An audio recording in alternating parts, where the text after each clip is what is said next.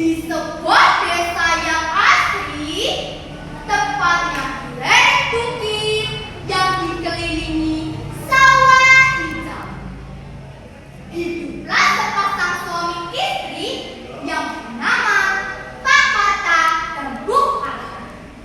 Mereka adalah petani sederhana. Setiap hari mereka makan dari hasil panen seperti singkong dan jagung di kebun belakang rumah. Suatu pagi yang cerah, saat Pak Kata sedang membersihkan halaman dekat rumah padi, ia mendengar suara aneh dari dalam semak-semak.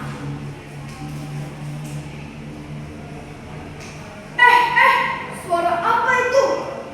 Kuak, kuak, kuak, kuak. Sepertinya ada hewan yang terjebak. Pak Kata mendekat. Di sana, ia melihat seekor angsa berbulu putih bersih yang tampak kelelahan. Pak Kata yang baik hati pun membawa itu ke kandang dan memberikan makan jagungnya angsa. Keesokan paginya, saat Pak Kata hendak memberi makannya lagi, betapa terkejutnya ia. Hah?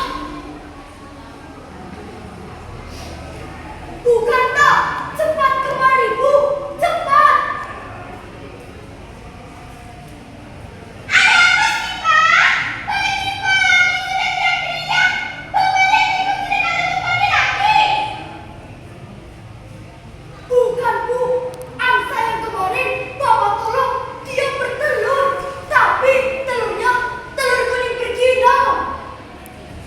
Kata mendekat, matanya ikut melotot.